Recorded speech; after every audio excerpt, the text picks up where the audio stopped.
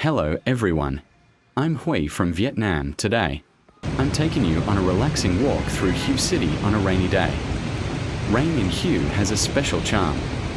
The cool air, wet streets, and gentle sound of raindrops create a peaceful atmosphere that many visitors love.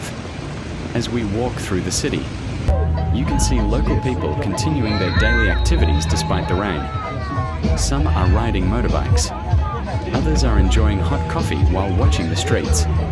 A rainy day in Hue is also a perfect time to enjoy local food.